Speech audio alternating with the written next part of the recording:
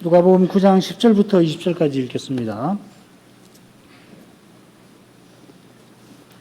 10절부터 읽습니다. 사도들이 돌아와 자기들의 모든 행한 것을 예수께 고한데 데리시고 따로 베세다라 하는 고을로 떠나가셨으나 무리가 알고 따라왔거늘 예수께서 저희를 영접하사 하나님 나라의 일을 이야기하시며 병 고칠 자들은 고치시더라. 날이 저물어 가매 12 사도가 나와 여짜오되 무리를 보내어 두루 마을과 촌으로 가서 유하며 먹을 것을 얻게 하소서. 우리 있는 여기가 빈 들이니이다. 예수께서 이르시되 너희가 먹을 것을 주어라 하시니 여짜오되 우리에게 떡 5개와 물고기 2마리밖에 없으니 이 모든 사람을 위하여 먹을 것을 사지 아니하고는 할 수 없삼나이다 하였으니 이는 남자가 한 5,000명 됨이르라. 제자들에게 이르시되 때를 지어 한 50명씩 앉히라 하시니 제자들이 이렇게 하여 다 앉힌 후 예수께서 떡 5개와 물고기 2마리를 가지사 하늘을 우러러 축사하시고 떼어 제자들에게 주어 무리 앞에 놓게 하시니 먹고 다 배불렀더라. 그 남은 조각 12바구니를 거두니라. 예수께서 따로 기도하실 때에 제자들이 주와 함께 있더니 물어 가라사대 무리가 나를 누구라고 하느냐. 대답하여 가로되 세례 요한이라 하고 더러는 엘리야라 더러는 옛 선지자 중 하나가 살아났다 하나이다. 예수께서 이르시되 너희는 나를 누구라 하느냐. 베드로가 대답하여 가로되 하나님의 그리스도시니이다 하니.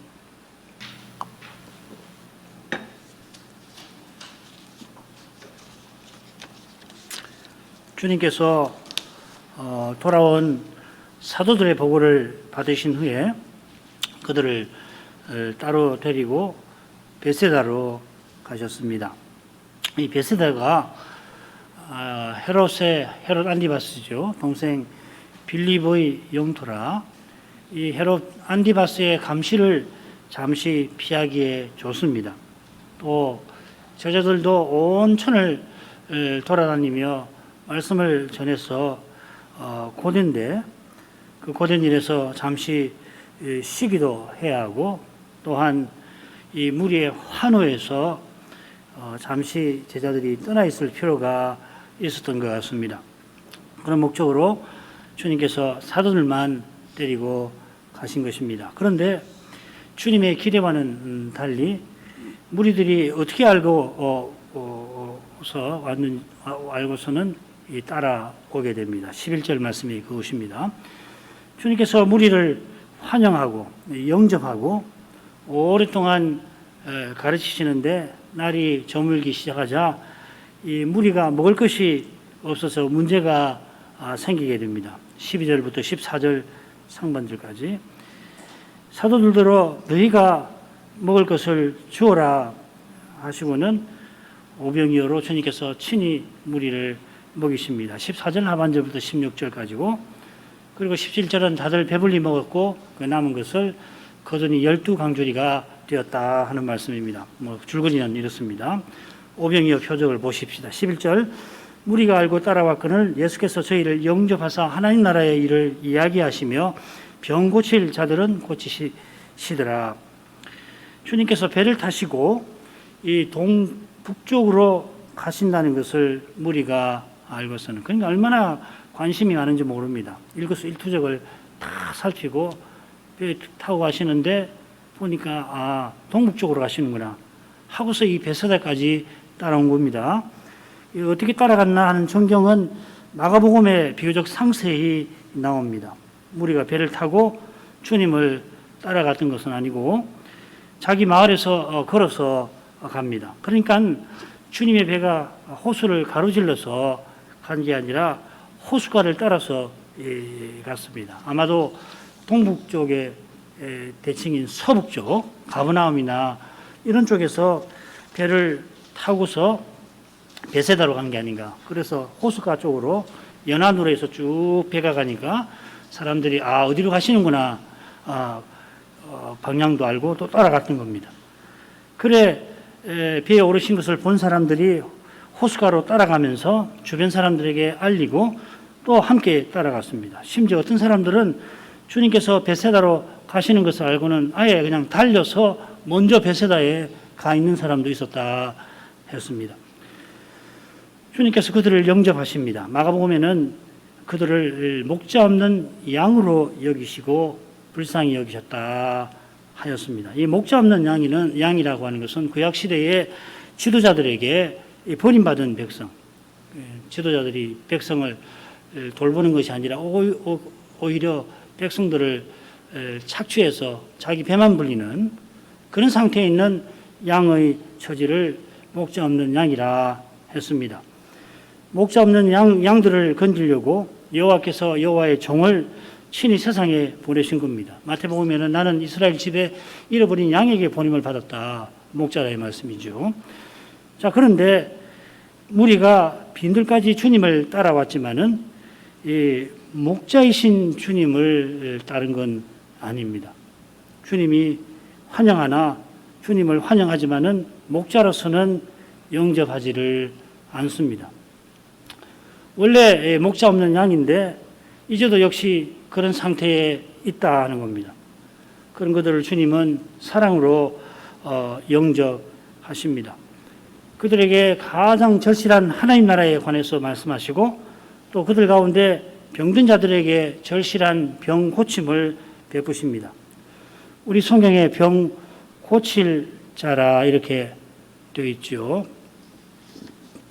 병 고칠 자들은 이 원문을 살려보자 하면 어떻게 되냐면 병 고침의 필요가 있는 자들 이렇게 되어 있습니다. 필요라는 말을 거기에 썼어요. 병 고침이 절실한 이에게도 하나님 나라가 가장 절실한 겁니다. 이 나라는 죄와 죽음이 없는 나라입니다. 그래 아픈 것이나 병드는 것이나 애통하는 것이 없는 나라죠. 가장 절실한 것을 주려고 하시는 주님께서 그들을 참으로 영접하시는 것입니다. 그게 영접 아니에요. 이런 주님을 우리는 마땅히 영접해야 합니다. 주와 구주로서 모셔야 하는 것입니다. 그런데 주님보다 주님의 표적의 마음이 빼앗겨 있습니다. 이런 무리를 주님은 끝까지 사랑하십니다. 그 다음 부분으로 가죠. 날이 저물어가며 12사도가 나와 여짜오되 무리를 보내어 두루 마을과 촌으로 가서 유하며 먹을 것을 얻게 하소서. 우리 있는 여기가 빈들이니이다. 예수께서 이르시되 너희가 먹을 것을 주어라 하시니 여짜오되 우리에게 떡 5개와 물고기 2마리밖에 없으니 이 모든 사람을 위하여 먹을 것을 사지 아니하고는 할 수 없사옵나이다. 제가 뭘 강조해서 읽었는지 아셨을 겁니다. 그게 중요한 겁니다. 이는 남자가 한 5,000명 됨이르라. 주님께서 끝까지 사랑을 나타내시며 무리를 계속해서 가르치고 고치셨습니다. 10절, 11절 말씀, 11절 말씀의 그 동사가 계속해서 어떤 행동을 하는 것을 가리키는 표현이에요. 자, 어느새 날이 저물어가기 시작합니다. 주님께서 사랑에 이끌려서 날이 저물어가는 것도 개념치 않으셨습니다. 주님 보시기에 이 백성을 가르칠 기회가 그리 많지를 않습니다. 고단하고 시장하셨을 텐데 개의치 않으시고 목자 없는 양 같은 이들을 한 사람이라도 생명의 길로 이끌고자 하신 것입니다. 12사도, 12이 지켜보고 있다가 더는 안 되겠다 생각하고 주님께 나와 아뢰입니다. 그들에게는 지금 음식이 가장 중요한 문제입니다. 14절에 나온 대로 남자만 한 5,000명이나 되기 때문에 여자나 아이가 있다는 건 뭐 우리가 이미 요한복음에서 확인할 수 있잖아요. 아이가 보리떡 5개와 물고기 2마리를 도시락으로 갖고 가서 헌상을 하지 않습니까? 아이가 있으니 뭐 여인들도 있다고 봐야겠죠. 그러면은 적어도 10,000명이 훌쩍 넘는 사람이 지금 음식이 필요합니다.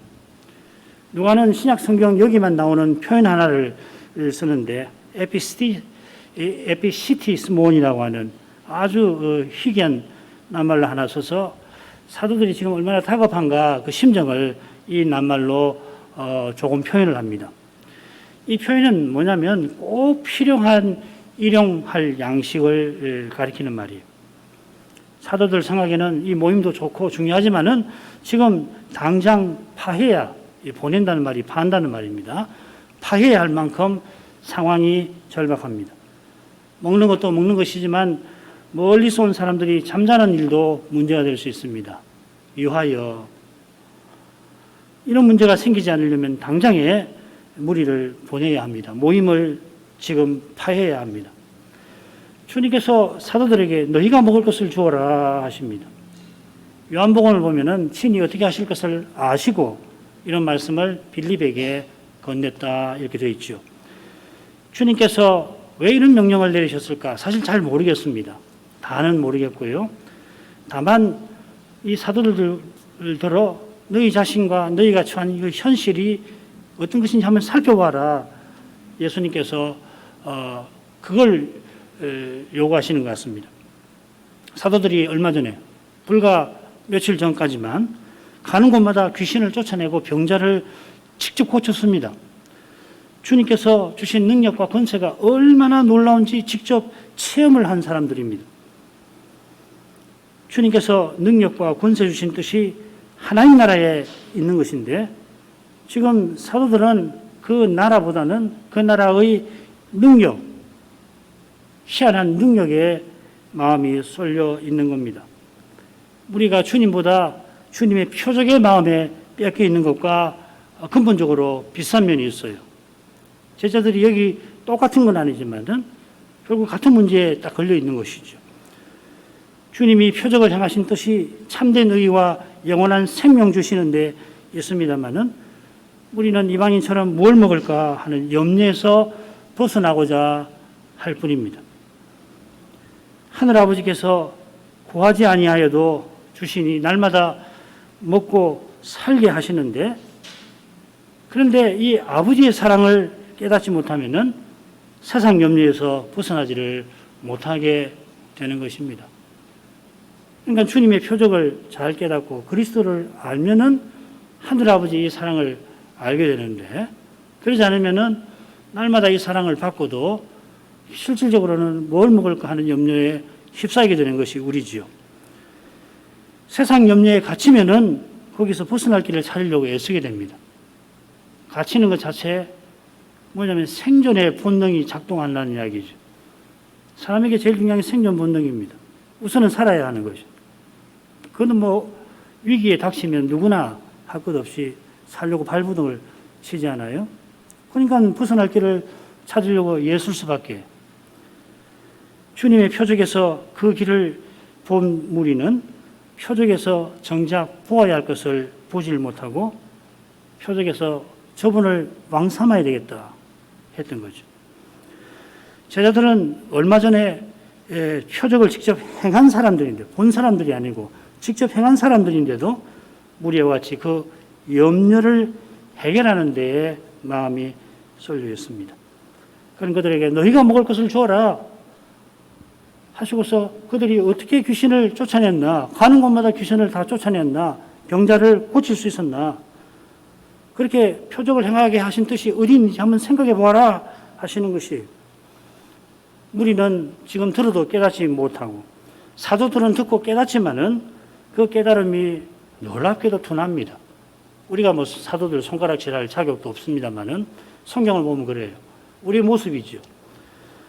이 사건 이후에 몇 달 지나서 7병 4,000명을 먹이신 이방인 4,000명을 먹이신 사건 직후에 예수님께서 바리새인의 누룩을 주의하라 하셨거든요. 그랬더니 사도들이 뭘 생각하냐면 제자들이 우리가 떡을 가져오지 않았구나. 4,000명 먹이고 남은 그 떡을 가져오지 않아서 예수님께서 그 떡 가져오지 않았다고 지금 우리를 책망하시는구나. 이렇게 생각했다는 거예요. 믿어지십니까? 귀신 쫓아내고 말이에요. 병자를 고치고 하신 이런 분들이 우리하고 다른 분들이에요, 사도는. 이분들은 지금 뭐 우리하고 다르다고 말할 수 없지만은 우리도 그래야 되지만은 모든 걸 버리고 주님을 따르는 분들이라고. 그런데 이런 분들이 이렇게 깨달음이 둔해요. 우리는 얼마나 돌아가겠습니까? 사도들이 놀라운 표적을 행하고도 이런 상태예요. 죄와 죽음의 현실에서 벗어날 수 있는 길은 딱 한 가지 길입니다. 성신의 감화뿐입니다. 이 은혜와 감화 없이는 아무도 세상 염려에서 결코 벗어나지 못해요. 날마다 그렇습니다. 어제 주님 의지에서 내일을 염려하라고 했지. 예, 주님께 염려를 맡깁니다. 했지만 내일 가보면 어느새 염려가 내 마음에 쏙 밀물처럼 들어와 있다는 거 많이 경험하셨을 겁니다. 한 번 해가지고 되는 거 아니죠. 기독교는 도 닦는 거와 다릅니다. 한 번 갔으면 2층에 올라갔으면 1층에 내려오지 않아도 되는 그런 거 아니에요. 믿음은 그런 것이 아닙니다. 항상 주님을 의지하는 것이에요. 의지했구나 생각하고서 내가 의지했지. 그 마음이 들면 이미 흔들리기 시작한 거예요. 주님의 명령에 사도들은 우리에게 떡 5개와 물고기 2마리밖에 없습니다 하고, 만일 우리가 직접 가서 직접이라는 말이 있어요. 직접 가서 이 모든 사람을 위하여 먹을 것을 사지 않는다고 한다면은 이렇게 덧붙입니다. 무슨 뜻이냐면요. 사도들은 우리에게 없습니다. 줄 것이 없습니다고 시작해요. 우리에게는 없습니다 라는 말을 먼저 해요. 다만 떡 5개와 물고기 5개, 2마리밖에 없다는 이야기죠. 그죠? 그리고 만일 가서 산다고 모든 사람을 위해서 사게 하신다면 몰라도, 이 다른 성경을 보면은 200데나리온으로 떡을 사다가 조금씩만 이 무리에게 줘도 다 부족할 판입니다. 이렇게 빌립이 대답을 하죠. 아마 추측컨대는 돈계를 맡은 지금 가룟 유다가 한 200데나리온쯤 이 여유 현금을 갖고 있었던 것 같아요. 그래, 살 돈이 있지만은 그 저녁에 이미 젊기 시작했으니까 그 저녁에 어딜 가서 이 많은 사람이 먹을 음식을 사냐 말이죠. 안 되는 일입니다. 혹 산다고 하더라도, 이 모든 사람을 위해서 산다 하더라도 부족합니다. 사도들이 지금 허락하신다면은 우리가 가서 이 먹을 걸 사오게 하신다면 가능합니다. 그렇게 이야기하는 게 아니에요. 우리에겐 줄 것이 없습니다. 다만 떡 5개, 물고기 2마리밖에는 없습니다. 사도들이 분명 너희가 먹을 것을 주어라 하신 말씀을 제대로 깨달은 건 아닙니다. 그런데도 그 주님의 말씀은 제자들에게 우리 스스로는 불가능하다 하는 고백을 이끌어내고 있습니다. 사도들이 우리에게 줄 것 없으니 우리들 말대로, 저희 말대로 지금 당장 모임을 파하십시오 하지 않습니다. 어디 봐도 그런 요구 다시 하지 않죠. 사도들에게 남은 것은 주님의 대답뿐입니다. 주님께서 사도들들어 주님의 대답을 듣게 만드십니다. 어쩌면은 사도들이 예수께서는 먹을 것을 주실 수 있을지도 모르겠다 하는 생각을 여태 못했을 수도 있습니다. 이건 순전히 추측인데, 그랬더라도 주님은 친히 해답을 주리하십니다. 저 옛날 광야에서 이스라엘이 홍해를 건넌 후에, 게다가 엘림이라는 곳에서 오아시스 그 물을 충분히 마신 직후에 말이에요. 가져온 양식이 떨어져서 원망을 할 때에 여호와께서 먼저 모세에게 내가 만나를 내려주마 하셨습니다.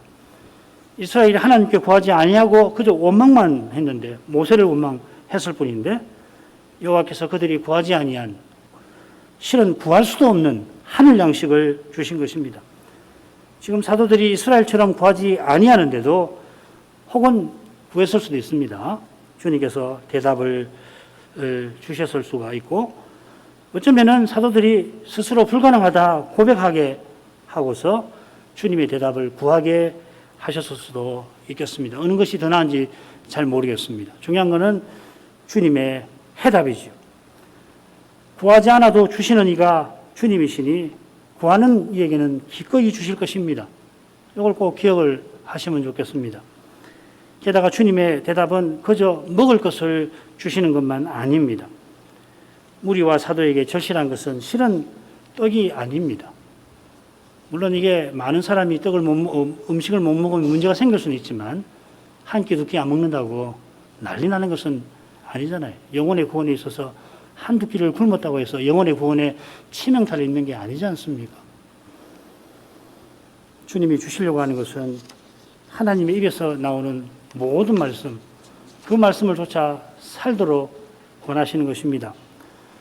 주님께서 이제 친히 먹을 것을 주십니다. 제자들에게 이르시되 뜰을 지어 한 50명씩 앉히라 하시니 제자들이 이렇게 하여 다 앉힌 후 예수께서 떡 5개와 물고기 2마리를 가지사 하늘을 우러러 축사하시고 떼어 제자들에게 주어 무리 앞에 놓게 하시니 주님께서 자기 제자들에게 말씀하십니다. 앞서 호수 지나가실 때에 걸어서 가실 때도 제자들이 함께 갔다 했죠. 그때 사도들만 아닐 거다 제가 말씀을 드린 줄로 압니다. 심지어 배의 크기까지 말씀드리면서 지금도 그럴 것 같습니다. 어떤 제자들은 사도와 함께 몇 명이 왔을 수도 있고 나머지 제자들은 무리들이 올 때 같이 왔을 수도 있고 남자가 5,000명인데 한 50명씩 앉게 했다 했습니다. 한 50명. 지금 누가는 계속해서 대략이라는 말을 쓰고 있는데 마가복음을 보면은 조금 더 정확합니다. 100명씩도 앉히고 50명씩도 앉힙니다. 그러면 남자만 5,000명인데 50명, 100명으로 했으면 대략 그룹이 딱 반반이면 75 되겠죠. 그죠? 7, 80 그룹이 되겠다. 이렇게 볼 수 있죠. 12사도가 70문도가 각 그룹을 맡아서 주님께서 떼어주신 떡을 전달한 것이 아닐까. 이게 무슨 말이냐면요. 어떻게 해서 주님께서 떼어주신 떡을 5,000명이, 10,000명 이상이 다 먹게 되었을까. 그 과정을 설명하는 건데 어떤 것도 잘 모릅니다. 어떤 사람은 떼어주시니까 제자들 손에서 갑자기 많아져 가지고 됐을 거다. 칼빈의 해석은 그런 거고 어떤 사람은 뭐 또 다르게 해석하는데 제 생각에는 이 그룹을 그렇게 한 7, 80으로 나눠서 12사도와 70문도가 70문도는 10장에 가면 금방 등장하는데 이런 분들이 봉사하지 않았을까 뭐 그런 정도로 생각하는 것이 좋겠습니다. 제자들이 말씀하신 대로 앉히니까 주님께서 떡 5개와 물고기 2를 가지사 하늘을 우러러 하나님께 축사하시고 떼어 제자들에게 주십니다. 이 4개의 동사가 나오는데 그중에 이 축사라는 말은 하나님께 감사드린다는 뜻도 있는데 아울러 복 주시기를 비는 것입니다. 자, 이 축사라고 하는 이것은 사용된 네 동사가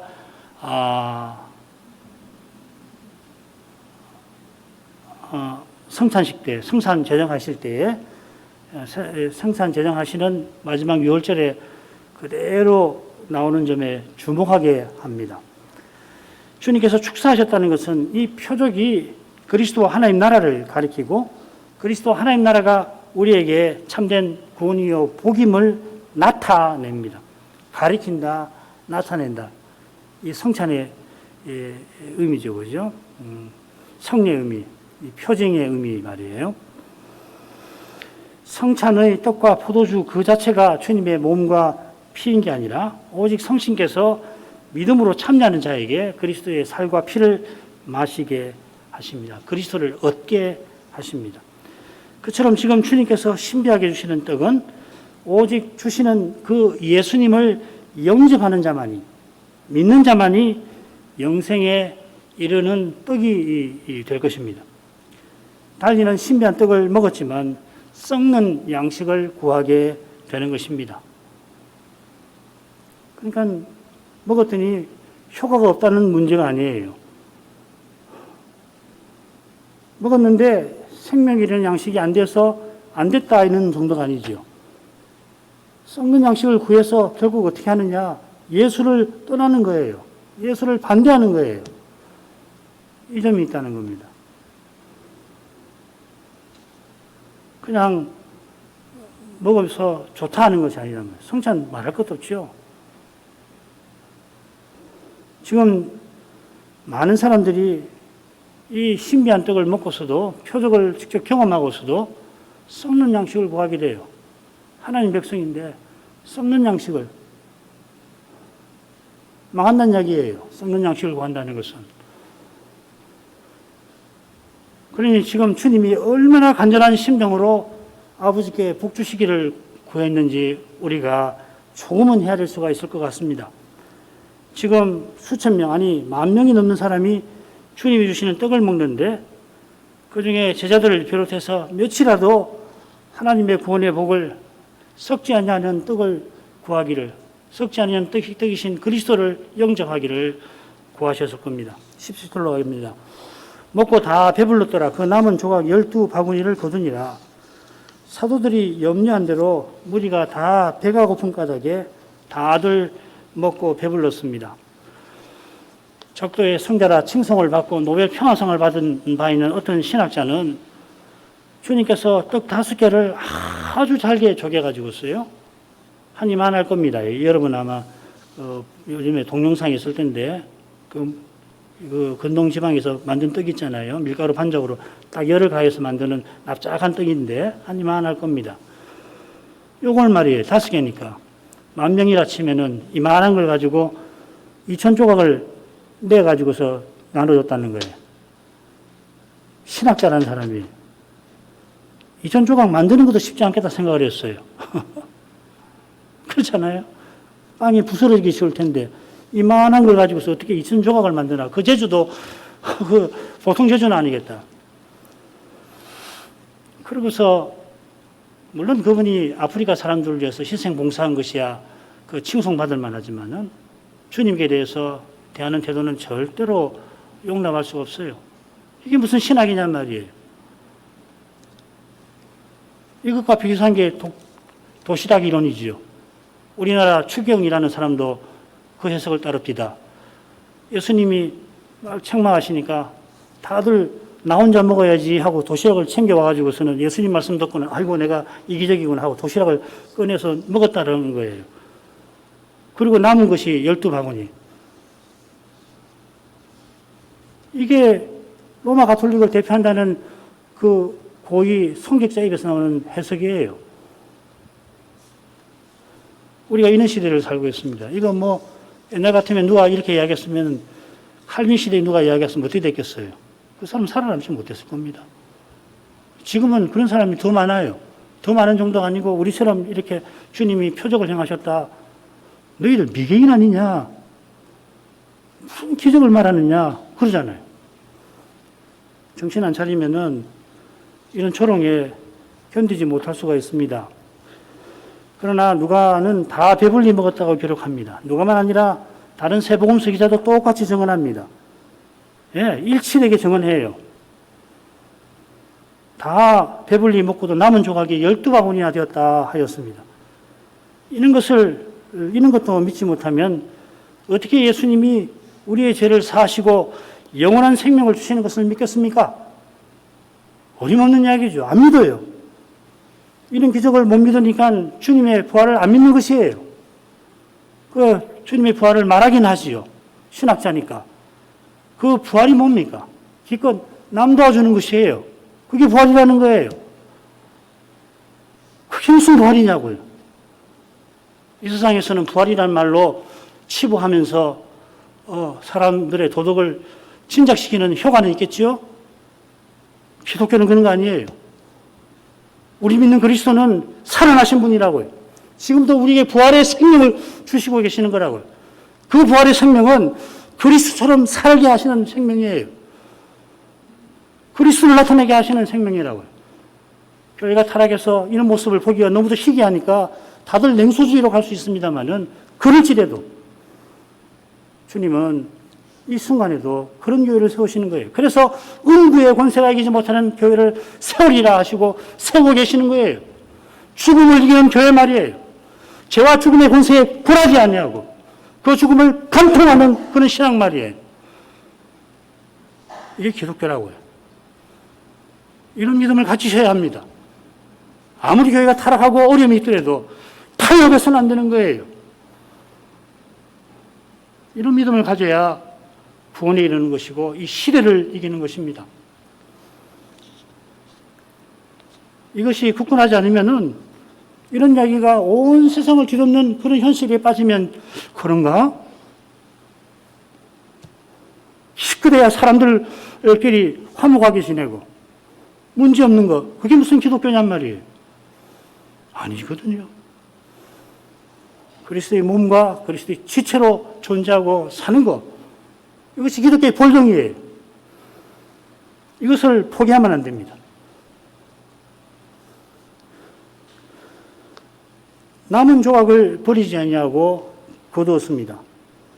남은 것을 거두고 버리는 것이 없게 하라고도 말씀이 그렇게 표현되어 있기도 합니다.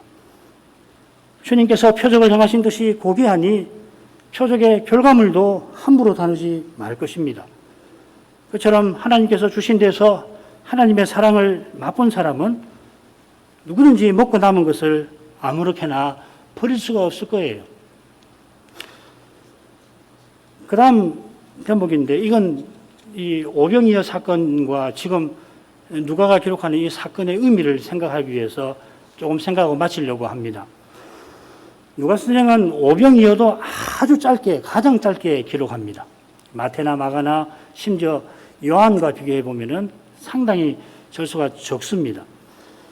게다가 다른 세 복음서가 오병이어 표적담에 뭘 기록하냐면 예수님이 무리를 걸어오신 이 사건을 기록을 하는데, 누가는 이것을 생략합니다. 더욱이 요한은 그 다음에 그 이튿날이라고 요한에서 나오지만은 가버나움에서 이 오병이어의 교훈을 길게 베풀어 주시는 그 교훈이 있는데 누가는 언급이 없습니다. 바다를 걸어오신 다음에 마태와 마가는 게네사렛이라고 하는 곳에서 예수님이 병자를 고치신 일을 더 보태는데 역시 누가는 침묵합니다. 요지는 뭐냐면 누가가 사건들을 생략을 많이 해요.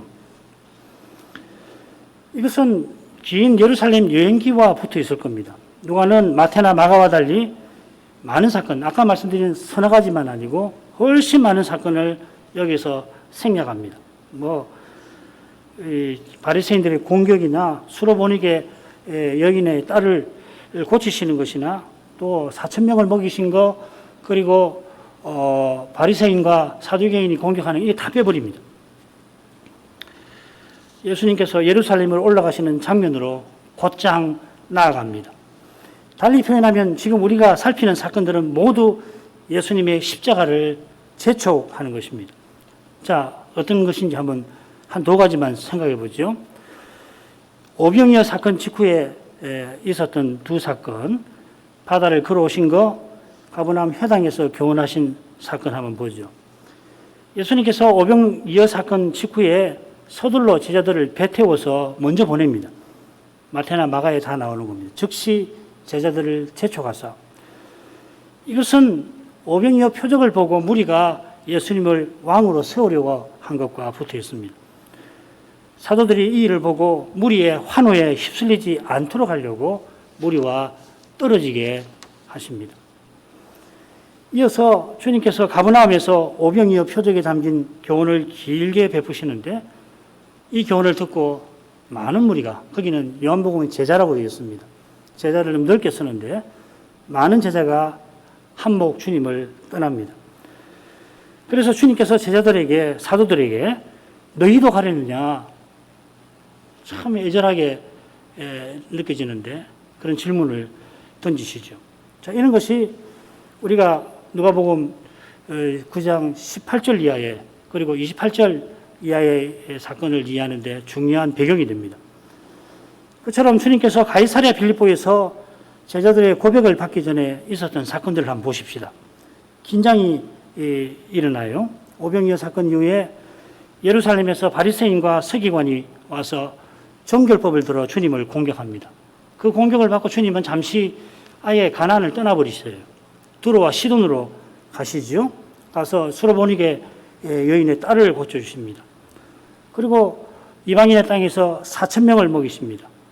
그 다음에 갈릴리로 돌아오셨는데 이번에는 사두개인이 가세해가지고 표적을 내놓으라고 공격을 합니다.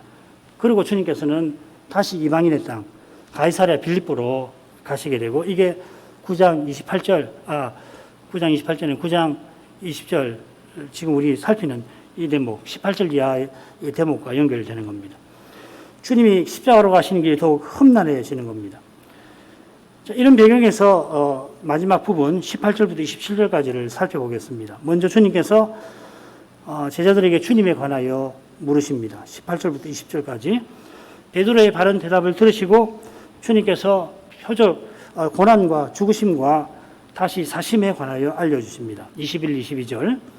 이어서 십자가로 가시는 주님을 좇는 길을 교훈하십니다. 23절부터 26절. 그리고 마지막에는 죽기 전에 하나님 나라를 볼 자가 있겠다 하셨습니다. 오늘 18절, 19절까지만 보고 마치도록 하겠습니다. 20절까지는 읽겠습니다. 예수께서 따로 기도하실 때 제자들이 주와 함께 있더니 물어 가라사대 무리가 나를 누구라고 하느냐? 대답하여 가로되 세례 요한이라 하고 더러는 엘리야라 더러는 옛 선지 중에 하나가 살아났다 하나이다. 예수께서 이르시되 너희는 나를 누구라 하느냐? 베드로가 대답하여 가로되 하나님의 그리스도 신이이다. 누가는 주님께서 따로 기도하시는 모습으로 이 중요한 사건을 시작합니다. 누가가 중요한 시기에 주님이 기도하신 것을 강조하지요. 다른 복음서보다 좀 더 많이 한 10번 정도 기록합니다. 이것은 예수님께서 아버지를 전심으로 의지하여 보내신 사명을 이루신 것을 보여줍니다. 자, 그런데 누가는 여기서 주님이 따로 기도하셨다 합니다. 그리고 제자들이 주와 함께 있었다 하니까 제자들은 같이 있는데 기도하지 않고 주님 홀로 기도하신 것처럼 익힐 겁니다. 우리 성경을 보자면은. 그런데 이 표현 말이에요. 이 카타모나스라는 표현인데 오전에는 카타이리안이라는 표현을 공부했죠. 이 표현은 뭐냐면 주님께서 무리를 떠나 계시는 것을 가리키는 표현 같아요. 이 표현이 두 군데 나오는데 마가복음을 읽어보겠습니다. 예수께서 홀로 계실 때에 함께한 사람들이 12제자로 더불어 그 비유들을 묻자오되 여기 이제 홀로가 누가복음의 따로와 같은 말입니다. 주님께서 말 그대로 홀로 계신다면은 함께한 사람들이 어색해지고 또 묻는 것도 어색해지죠. 홀로 있는 거 아니지 않습니까? 또 여기 주님께서 홀로 기도하고 계시고 제자들은 딴 일하고 있는 것도 아닙니다. 한 공간에 계시고 제자들이 묻습니다. 그런데 홀로 따로라는 말을 썼습니다. 여기 홀로도 주님께서 구름처럼 따르는 제자들을 떠나 계신 것을 가리키는 겁니다. 비유로 말씀하신 그 대목이죠. 지금 마가복음 4장인데 비유로 말씀하시는 그 대목 말이에요. 그처럼 지금 주님께서 따로 기도하신다는 것은 조금 전까지 남자만 5,000명 되는 무리를 떠나 계신 상태를 가리키는 겁니다. 어쩌면 많은 무리가 주님을 떠난 상태를 가리킬 수도 있습니다. 이것은 주님이 던지시는 물음과도 붙어 있습니다. 함께 있는 제자들에게 무리가 나를 누구라 하느냐, 그리고 이어서 너희는 나를 누구라 하느냐 하십니다. 제자들의 대답이 다른 것처럼 대답이 무리의 대답과 다른 것처럼 주님의 물음은 무리와 제자들을 가르고 있습니다. 무리가 구름처럼 주님을 따랐지만 주님을 좇은 건 아니었습니다. 그들은 주님을 세례 요한, 엘리야, 살아난 예선자 중 하나라 합니다. 얼른 생각하면 예수님을 퍽 높인 것 같습니다만은 세례 요한은 자기가 예수님의 신발 푸는 것도 감당치 못한다 고백하였습니다. 이런 고백에 이르지 못한 탓에 무리는 오병이어의 표적을 경험하고도 감히 예수님을 자기 왕으로 자기들이 옹립하려 했던 겁니다. 그들이 바라는 왕은 하나님이 세우시는 왕이 아닙니다. 저 옛날 그들의 조상이 열방과 같이 되려고 하나님 대신 인간 왕을 구했던 것과 결국 다르지 않습니다. 바리새인들도 우리는 우리 조상들과 다르다, 선자를 높인다 하지만은 선자를 죽였던 그들 조상들처럼 그들은 메시아를 죽일 것입니다. 그 이유가 무리의 생각과 별로 다르지 아니한 거기였습니다. 적그리스도가 등장하는 그때에도 그런 정도로 그리스도를 높이는 사람은 적그리스도를 좇지 않을 수가 없게 될 것입니다. 주님께서 따로 기도하실 때 어떤 심정이었을까 우리가 조금은 헤아릴 수가 있겠습니다. 하지만 주님의 기도는 헛되지 않습니다. 무리와 달리 제자들은 주님을 하나님의 그리스도라고 바르게 고백합니다. 이 고백을 바라고서 주님께서는 지금까지 고난의 길을 걸어오신 겁니다. 이제 이 고백을 견고히 영원히 견고하게 만드시려고 그분은 이제 십자가로 가실 것입니다. 곧장 나아가시게 될 것입니다. 다음 시간에 20절부터 생각하겠습니다. 돌아가신 아버지 예수님께서 헤롯의 위협을 잠시 피하려고 사도들만 데리고 한적한 곳으로 가셨을 때 무리들이 그곳까지 찾아왔습니다. 주님께서 그들을 목자 없는 양으로 불쌍히 여기시고 저녁이 되도록 계속 가르치시고 병들을 고쳐주셨지만은 그들은 주님의 능력과 권세를 환영할 뿐 예수님을 참 목자로 메시아로 영접하지 아니하였습니다. 오병이어의 표적을 직접 경험한 그들은 주님께서 자기네 세상 염려를 일소할 위대한 인물로 알고 감히 주님을 자기네 왕으로 삼으려 했습니다. 영원한 나라의 왕으로 오신 주님을 몰라 뵙고 주님을 이용해서라도 자기네 욕망을 이루려 한 것입니다. 사도들을 주님께서 그들과 멀어지게 하고 그날 밤새 홀로 기도하셨다 성경은 기록합니다. 그때 주님의 심정이 어떠하셨을는지 저희가 미련하지만은 조금은 헤아려 봅니다. 주님께서 점점 십자가로 가셔야 하는데 그 길은 점점 험난해져 갑니다. 주님을 환영하던 무리가 주님을 반대하기도 되지만은 사도들도 무리와 크게 다르지 않는 생각을 십자가 직전까지 갖고 있었습니다. 헤롯의 감시는 심해지고 바리새인과 공회의 적대감은 더욱 커져갑니다. 주님 홀로 십자가로 가시지만 홀로 가시지 않을 수가 없었습니다. 주님이 우리를 향한 거룩한 사랑으로 그 모든 짐을 감당해 주신 줄 믿습니다. 그런 사랑이 있어 주님의 표적에 열광하며 정작 주님은 영접지 아니하는 이 무리를 영접해 주셨습니다. 저희의 구원이 이 거룩한 사랑에 있음을 고백합니다. 저희가 주님의 사랑 안에 늘 거하게 하옵소서. 예수님 이름으로 기도합니다. 아멘.